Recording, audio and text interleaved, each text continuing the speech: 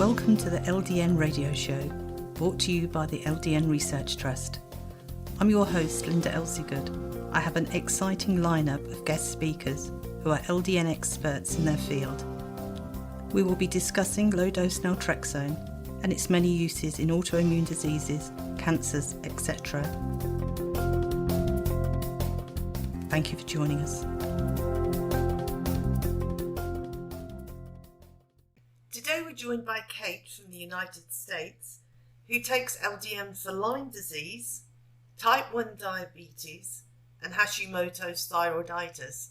Thank you for joining us today, Kate. Hi, thank you for having me. So, could you tell us, when did you first notice there was something wrong with you? How long ago was that?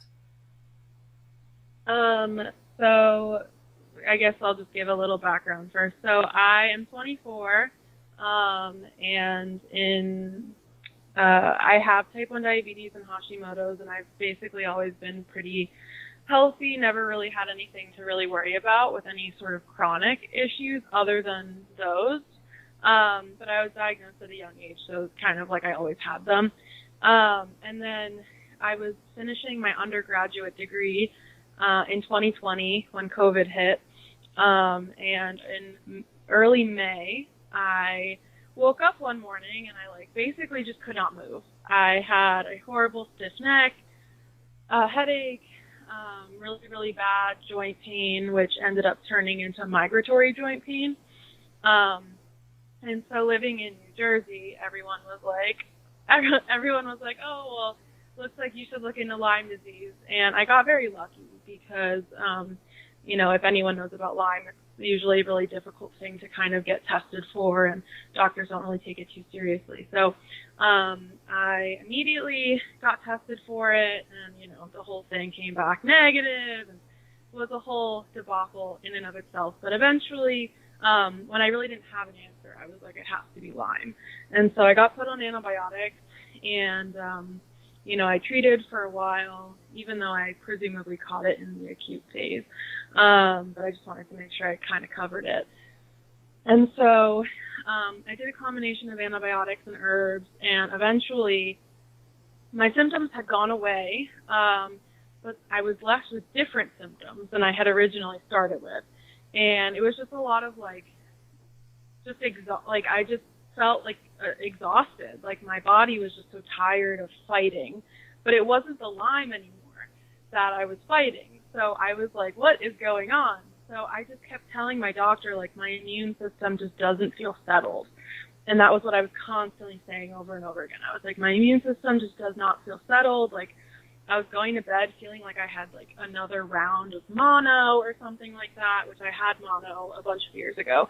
And so I had done some research about low-dose naltrexone, and I had spoken to my endocrinologist about it, who I see for the diabetes and the Hashimoto's.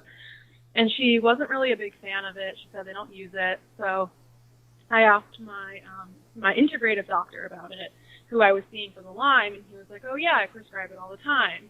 So I was like, okay, can we get me on that? Basically, which is annoying because I basically had to facilitate my own treatment, but that's another story.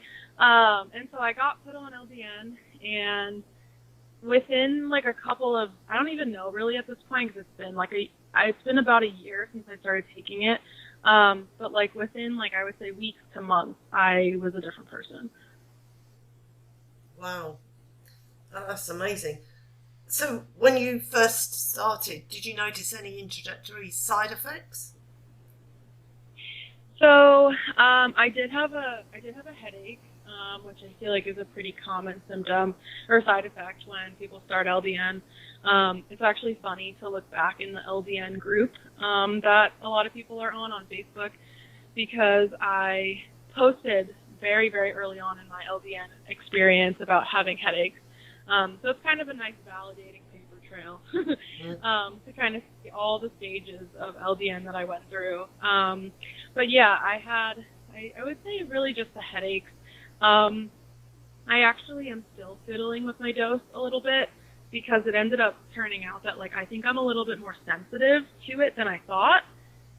So the normal titration, or quote-unquote normal titration that a lot of people do, where they go from 1.5 to 3 to 4.5, which was what my doctor had put me on, wasn't really working out.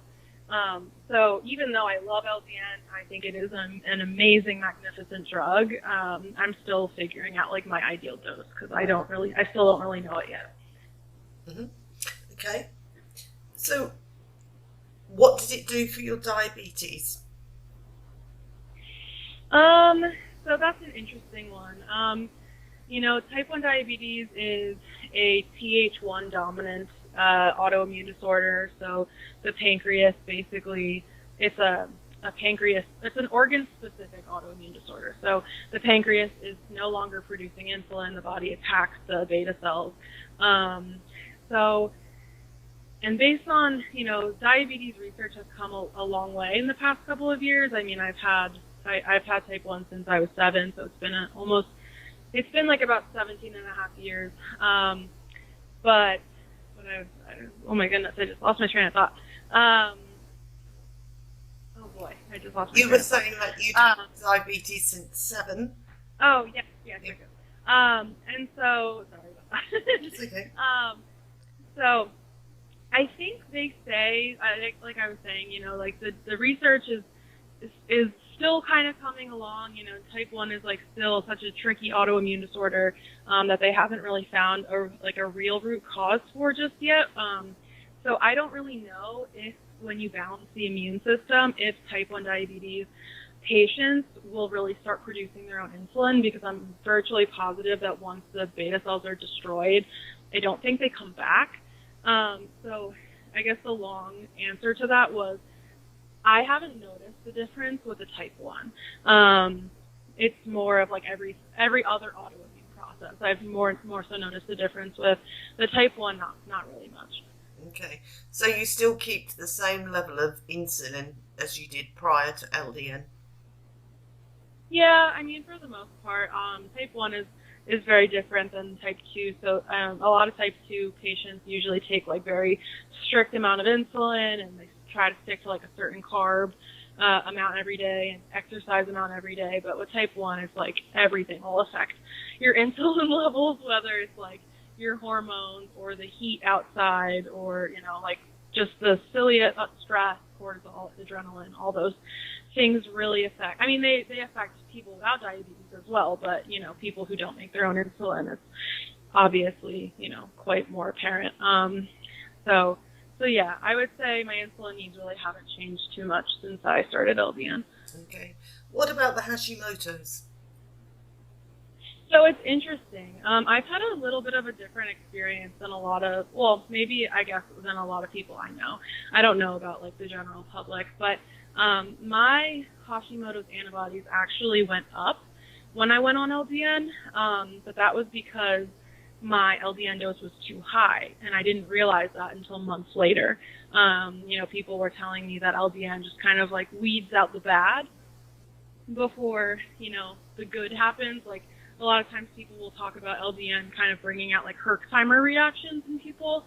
So for me, I went with that for a little while, and I was like, oh, well, it's like, figuring itself out still and everything. And then once I realized that my LDN dose was too high, and I dropped the dose, I saw the decrease in antibodies. So my antibodies have, I don't really know the difference between the two Hashimoto's antibodies. I still get them confused, but the one went from 8 to 3, and the other one went from like 600 to like 300.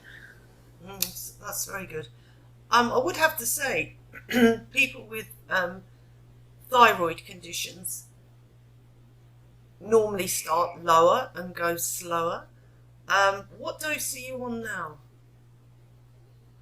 So I started, like I said, from the 1.5 to 3 to 4.5, and that was too high, so I dropped down to 3. And after about 2 weeks, I felt an enormous amount of change. I was sleeping better. I was feeling better. I actually had realized that I was dealing with some side effects that I kind of just, I had gotten used to, I guess. And so once I dropped the dose down, I was like, wow, I feel amazing now. But then I think once that new LDN dose kind of settled in my system, it was still too high. So I was like, okay, I'm starting over. So I got a new prescription for 0.5, and I started titrating up really slowly, kind of on my own. So I went from the 0.5 to 1 milligram, and I'm actually kind of in a transitional period right now because I was taking 1 milligram for about 2.5 months with pretty good results. And then this past, I think like maybe last Sunday, I started getting the headaches again.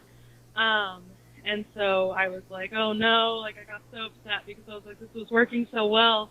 So I'm kind of actually thinking, I don't know, this is all just kind of like hypothesis, but I think LDN just like works. I think it, I love it. I mean, I'm still trying to figure it out. So I think it just builds up in my system a lot slower. I don't really know.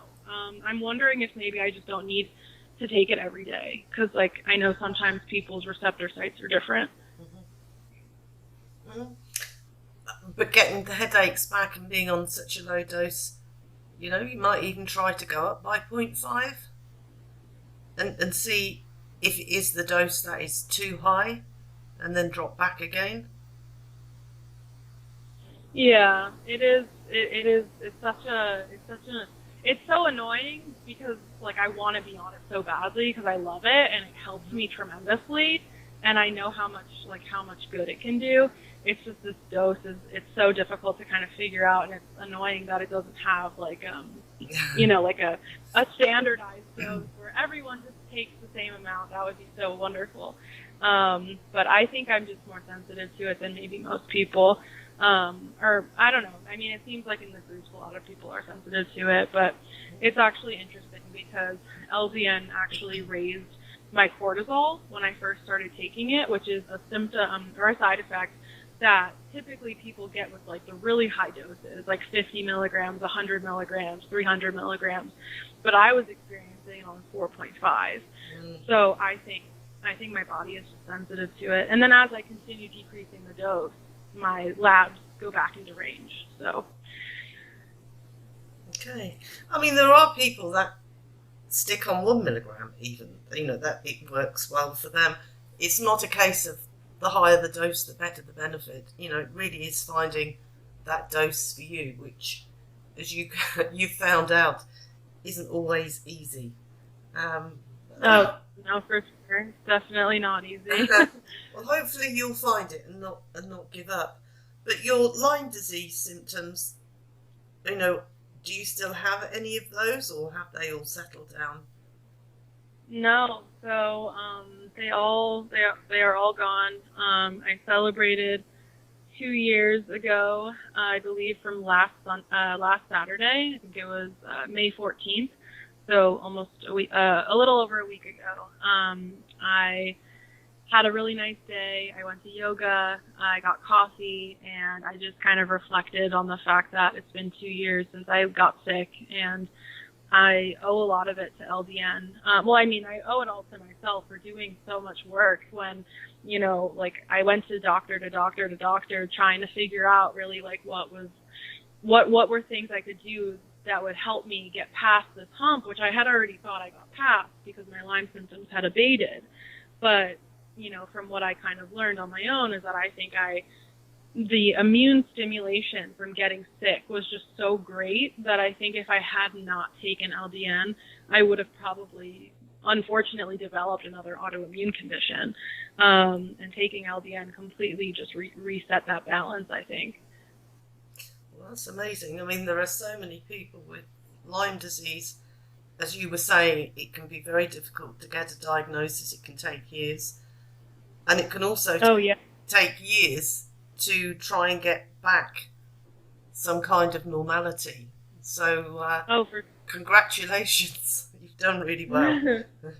Yeah, no, thank you. And I definitely I try not to take any moment for granted, because I know that for sure. I definitely believe I got lucky in terms of the fact that I believe I got infected acutely. I feel like I caught it really early, but I think the harsh treatment that I did, which a lot of it was probably out of just anxiety because I wanted to make sure like I didn't, get chronically ill with this thing that derails a lot of people's lives.